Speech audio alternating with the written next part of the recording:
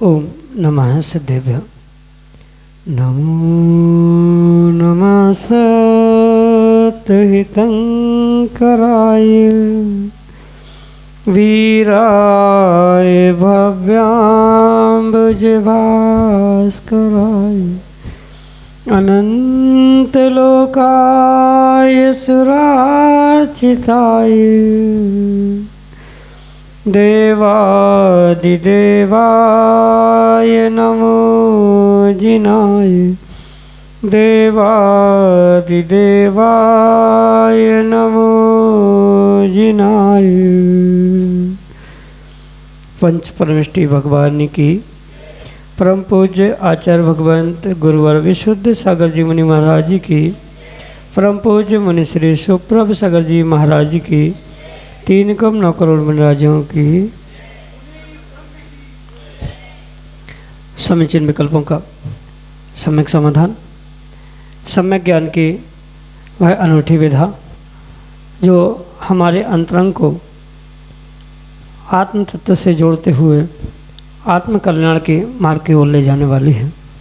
क्योंकि जहाँ विकल्प है वहाँ संसार है, और उस संसार से छूटने का, संसार से दुखों को बचाने का उपाय परम पूज्य आचार्य भगवंत गुरुवर विशुद्ध सागर जी महाराज के मंगल सुभाषित से परम पूज्य मुनि श्री सुप्रभ सागर जी महाराज द्वारा सम्यक समाधान रूपी अनूठी विधा के माध्यम से आपको प्रदान किया जा रहा है।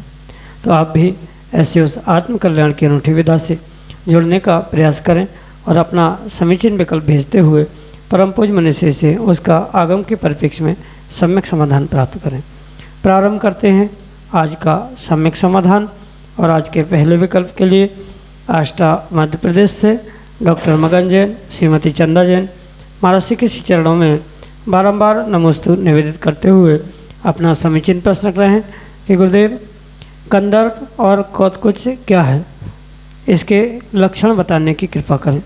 नमोस्तु महाराज जी, नमोस्तु। ओम नमः सिद्धम। परम पूज्य आचार्य भगवान गुरुवर विशुद्ध सागर जी महाराज जी की, परम पूज्य मुनि श्री सुप्रभ सागर जी महाराज जी की। कंदर्प और कौतकुच ये दो शब्द अनर्थ दंडवर्त के 5 अतिचारों के अंतर्गत स्वीकार किए जाते। पहले तो अनर्थ दंड क्या है ये समझना होगा, तभी इन दोनों शब्दों का अर्थ और महत्व समझ में आ सकता है। जो बिना प्रयोजन के, निष्प्रयोजन के जो कार्य किए जाते हैं उन्हें अनर्थ दंड कहा जाता है। यानी अनर्थ यानी जिसका कोई अर्थ ही नहीं है, प्रयोजन ही नहीं है, ऐसे बहुत सारे कार्य जीव करता है जिससे वह पाप का आश्रय करता है। और ऐसे अनर्थ दंड रूपी यानी निष्प्रयोजन प्राप्त होने वाले पापों से बचने के लिए आचार्य भगवंतों ने श्रावकों के लिए अनर्थ दंड विरति नाम का व्रत कहा, जहाँ निष्प्रयोजन बिना कोई आवश्यकता के कोई कार्य नहीं करना, ये मुख्य उद्देश्य उस अनर्थ दंड विरति व्रत का हुआ करता है। और उस अनर्थ दंड विरति व्रत में ये कंदर्प और कौतकुच अतिचारों के रूप में स्वीकार किए जाते। मतलब जो ऐसे कंदर्प कौतकुच से कार्य करता है वह अपने उस अनर्थ दंड व्रत का उल्लंघन करने की या अनर्थ दंड व्रत को तोड़ने की संभावना हुआ करती है, इसलिए इन्हें अतिचार के रूप में स्वीकार किया जाता है। अगर सामान्य भाषा में हम कंदर्प और कौतकुच इन दोनों शब्दों को समझे तो कंदर्प का अर्थ करते हुए आचार्य भगवंत कहते हैं कि राग की तीव्र मतलब राग भावों की तीव्रता के कारण से जो तीव्र राग भाव उत्पन्न हो रहा है, ऐसे तीव्र राग भाव के कारण से जो हास्य मिश्रित असभ्य वचन का प्रयोग करते हुए किसी को चिढ़ाया जा रहा है, किसी को बोला जा रहा है, किसी पर टॉन्ट कसा जा रहा है, तो उसे कंदर्प कहा जा रहा है, जिसका कोई प्रयोजन नहीं है, कोई आवश्यकता नहीं है, पर कहीं न कहीं राग भाव की तीव्रता के कारण से या द्वेष के निमित्त से किसी को चिढ़ाने के लिए जो हास्य मिश्रित असभ्य भाषा का, असभ्य वचनों का प्रयोग किया जाता है, उसे कंदर्प कहा जाता है। और कौतकुच की परिभाषा करते हुए कहते हैं कि परिहास मतलब किसी का उपहास, किसी को छेड़ने के लिए, किसी को सताने के लिए उसका जो परिहास किया जाता है, ऐसे परिहास करते हुए असभ्य वचनों का भी प्रयोग मतलब परिहास भी करना, मतलब सामने वाले को चिढ़ाना भी, और असभ्य वचनों के प्रयोग के साथ साथ जब शारीरिक कुचेष्टाओं को किया जाता है, मुंह टेढ़ा कर कर उससे चिढ़ाना, उसकी नकल करते हुए उसे चिढ़ाना, ये जो कुछ भी कार्य है शरीर की कुचेष्टाओं के साथ, उसे आचार्य भगवंतों ने कौतकुच के रूप से स्वीकार किया। ये दोनों भी अनावश्यक रूप से निष्प्रयोजन करने के कारण से अनर्थदंड विरति व्रत के अतिचारों के रूप में स्वीकार किए जा सकते हैं। अनेक दृष्टांतों से समझा जा सकता है, पर सामान्य रूप से हास्य मिश्रित असभ्य वचन इसे कंदर्प कहा जाता है, और परिहास और असभ्य वचनों के साथ शरीर की जो कुचेष्टाएं की जाती है उसे यहाँ पर कौतकुच के रूप में स्वीकार किया जाता है। यही आपके लिए सम्यक समझ। प्रिंसी जैन, साड़ूमल, ललितपुर, उत्तर प्रदेश से महाराज श्री के चरणों में बारंबार नमस्ते करते हुए अपना समीचीन प्रश्न रख रहे हैं कि महाराज श्री, जब हम जीवन में कुछ अच्छा कार्य करना चाहते हैं और किसी के कार्य को बार बार करने में असफलता प्राप्त होती है, तो हमें उस समय क्या करना चाहिए? हमारे समीचीन विकल्प का सम्यक समाधान करते हुए हमारा मार्गदर्शन करने की अनुकंपा करें। नमोस्तु महाराज जी, नमोस्तु। असफलता ही सफलता की पहली सीढ़ी होती है। ये जिस जीव ने सीखा है, समझा है, जाना है, वही अपने जीवन में आने वाले समय में सफलता को प्राप्त कर सकते। पर बार बार मिलने वाली असफलता को अगर हम उदासी से, हीन भावना से ग्रहण करते हैं और उसे सफलता के लिए एक सीढ़ी के रूप में स्वीकार नहीं करते, तो जीवन में कभी किसी प्रकार से उन्नति होना संभव नहीं। ये सत्य है कि कई बार बहुत सारा पुरुषार्थ, बहुत सारी मेहनत करने के बाद भी जीव किन्हीं कार्यों में जीवन में असफल रह पाता है, असफल ही होता है। तो ऐसे समय में व्यक्ति को मात्र अपने पुरुषार्थ को बढ़ाने की ही नहीं, अपितु पुरुषार्थ की दिशा को भी बदलने की आवश्यकता है। ऐसा अक्सर देखने में आता है कि व्यक्ति मेहनत, पुरुषार्थ तो करता है, पर जिस दिशा में उस कार्य के लिए मेहनत की आवश्यकता थी, जितनी आवश्यकता थी उतनी तीव्रता से मेहनत नहीं होती, या कई बार जिस दिशा में आवश्यकता थी उस दिशा की जगह विपरीत दिशा में ही पुरुषार्थ किया जाता है, मेहनत की जाती है। तो ये सभी पहले हमें समझने की आवश्यकता है कि हम किस कार्य में लग रहे हैं या किस कार्य की सफलता हम चाहते हैं। तो उसके लिए कहीं ना कहीं गुरुओं का, विशेषज्ञों का मार्गदर्शन अगर उस क्षेत्र में हम ले, तो हो सकता है जो आज तक विपरीत दिशाओं में मेहनत, पुरुषार्थ चल रही थी वह बदल सकती है। साथ में एक पॉइंट ये भी ध्यान रखना होगा कि मात्र मेहनत से सफलता नहीं मिलती, कुछ अंशों में जीव को पुण्य, भाग्य, लक भी आवश्यक होता है। तो लक बढ़ाने के लिए जो पुण्य कार्य है, शुभ कार्य है, उनको दिन ब दिन करने की आवश्यकता है। जैसे बहुत सारे जीव मेहनत, पुरुषार्थ तो करते हैं, पर कभी धर्म कार्य करते हुए, पुण्य पुरुषार्थ करते हुए अपना लक, अपना पुण्य बढ़ाने का प्रयास नहीं करते, और इसी कारण से कई बार असफलता पुनः पुनः प्राप्त होती। तो ऐसे स्थिति में उस पुण्य को बढ़ाने के लिए पूजन पाठ, अभिषेक, स्वाध्याय, जाप आदि आदि धर्म कार्य, पुण्य कार्य करने से कुछ अंशों में लक भी बढ़ सकता है। सही दिशा में, सही मायने में पुरुषार्थ करना और सही समय पर किया गया पुरुषार्थ अगर पुण्य के साथ यानी लक फैक्टर को साथ लेकर किया है तो नियम से जीवन में सफलता मिल सकती है। इसलिए अपने लक को बढ़ाने का, अपने पुण्य को बढ़ाने का प्रयास करें और पुण्य के साथ साथ अपने पुरुषार्थ मेहनत की दिशा को भी सही मायने में तय करने की, सही मायने में दिशा देने की आवश्यकता है। यही आपके लिए सम्यक समाधान। रिंकी जैन, लखनऊ उत्तर प्रदेश से। महाराज के चरणों में बारंबार नमोस्तु निर्दित करते हुए अपना समीचीन प्रश्न कराएं। महाराज जी, पातक क्या है एवं बेटियों को क्या पातक के समय मंदिर में वस्तु आदि को छूना चाहिए, क्योंकि ऐसा कहा जाता है कि बेटियां तो पराया धन होती हैं। हमारे समीचीन विकल्प का सम्यक समाधान करने की अनुकंपा करें। नमोस्तु महाराज जी, नमोस्तु। जन्म के निमित्त से जो कुछ दिन की देवशास्त्र गुरु से श्रावकों की मर्यादा बनाई जाती है उसे सूतक कहा जाता है, और वही मरण के निमित्त से जो कुछ दिन की मर्यादा है उसे पातक के रूप में स्वीकार किया जाता है। जैसे किसी के परिवार में बालक का आना, जन्म लेना, इसे सूतक के रूप में स्वीकार किया, तो किसी की मृत्यु को पातक के रूप में स्वीकार किया जाता है। ये सामान्य परिभाषा इन सूतक और पातक की है। इसके पीछे मुख्य उद्देश्य यह कहा जाता है कि जैसे बहुत खुशी या बहुत गम के समय पे व्यक्ति अपना आपा संभाल नहीं पाता, अपने आप को संभाल नहीं पाता, अपने भावनाओं को संभाल नहीं पाता, इसलिए उन दिनों में विशेष करके जब पातक होता है, किसी की मृत्यु होती है, तो पुनः पुनः वही व्यक्ति याद आता है और मात्र इन दिनों में कुछ विपरीतता को वो प्राप्त ना करे। इसी कारण से सच्चे देवशास्त्र गुरु से कुछ दिनों की मर्यादा पीढ़ी के अनुसार कहीं 13, कहीं 10, कहीं 5 आदि आदि जो कही जाती है, ये पातक की व्यवस्था है। मृत्यु के निमित्त से देवशास्त्र गुरु की मर्यादा रखना, उसका स्पर्श नहीं करना, मंदिर में नहीं पहुंचना या सामग्री मंदिर की वस्तुओं को स्पर्श नहीं करना, ये सब कुछ व्यवस्था पातक के साथ देखने में आती है। ये जो कहने में आता है कि लड़कियों को तो अधिकार है, वो तो पराया धन होने से मंदिर में जा सकती है, उनको सूतक पातक नहीं लगता, ये मात्र मान्यता है। आगम में स्पष्ट लिखा है, जब तक बेटी, कन्या, लड़की विवाहित होकर दूसरे के घर में नहीं जाती है तब तक वह स्वयं का ही धन है, और उन्हें पूर्ण रूप से जो माता पिता को, परिवार को सूतक पातक लग रहा है, बिल्कुल वही सूतक पातक कन्याओं को, बेटियों को और लड़कियों को भी लगती है। ये तो मात्र कहने का विषय है कि पराया धन है, परघर की है, पर परघर जब तक जा नहीं रही है, उसका गोत्र परिवर्तित नहीं हो रहा है, तब तक स्पष्ट भाषा में उनको वह सूतक पातक बराबर ही लगेगा।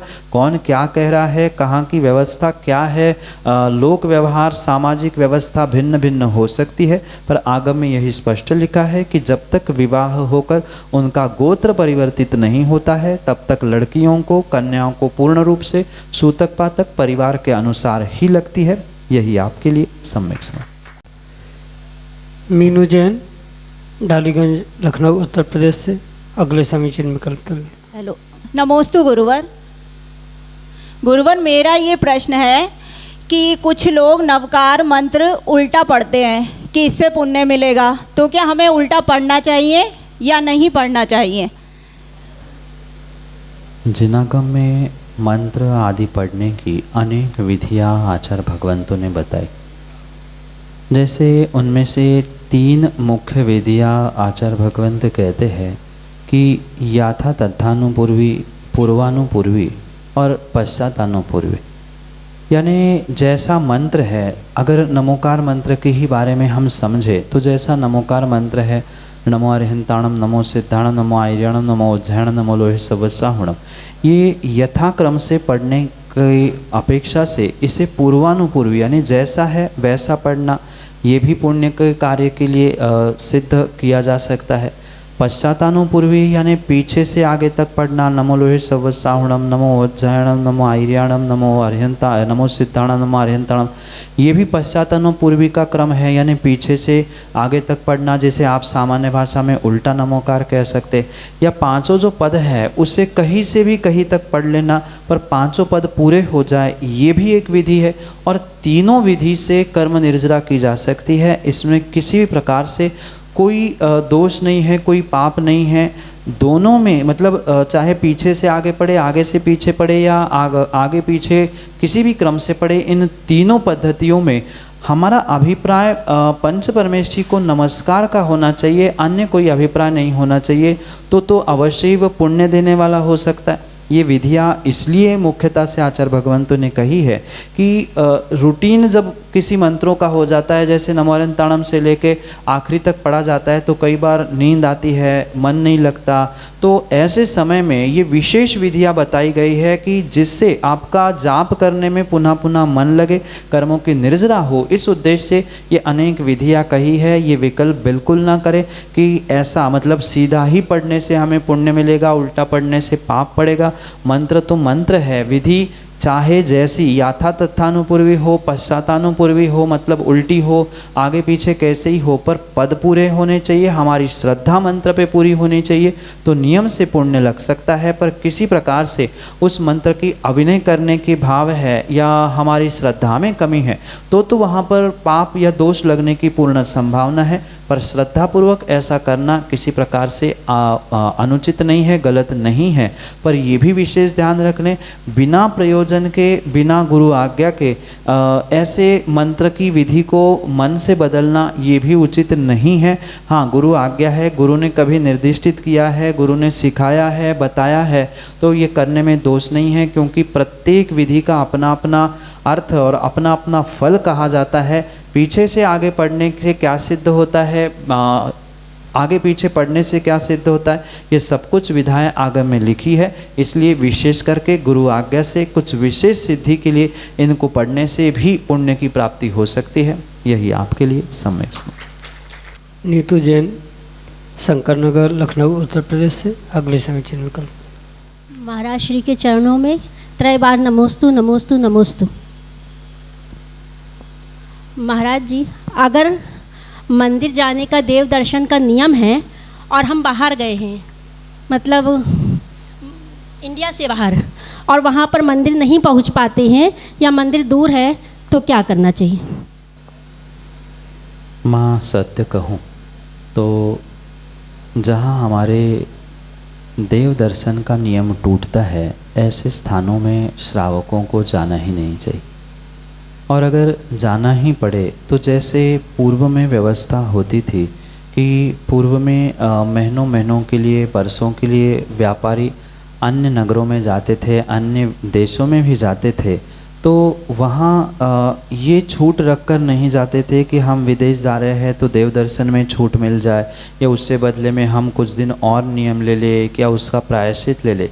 ये जो पुरानी व्यवस्था थी चल चैत्यालय की, वह व्यवस्था को समझते हुए ही पहुंचना चाहिए। मतलब माना कि विदेश जाना पड़ रहा है और हमें पता है कि 2-4 महीने विदेश से लौटना नहीं, क्योंकि विदेश जाने वाला कोई आज गया और कल वापस आया ऐसा तो होता ही नहीं है। कम से कम 15 दिन, महीने, 2 महीने के हिसाब से ही तैयारी से ही जाता है। तो जैसे हम बाहर की तैयारी करते हैं तो इन देव दर्शन आदि के नियमों में हम क्यों छूट रखें।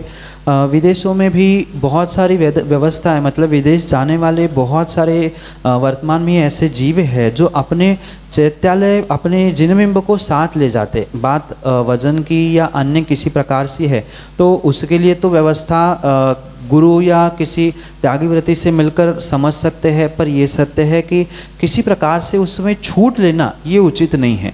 अगर हमारी सामर्थ्य बहुत बड़ा कुछ करने की नहीं है तो कम से कम जो 3-5 इंच की जिन प्रतिमा को हम ले जाए, और आजकल वो पहले से अगर परमिशन है तो उसके लिए भी विदेशों में और फ्लाइट में आज्ञा मिलती है, तो ये सब कुछ करें। क्योंकि जिनेंद्र भगवान के दर्शन ही नहीं कर रहे हैं और विदेश में जाकर रहना ये कहाँ तक उचित है, ये अपने आप को, श्रावक को सोचना पड़ेगा।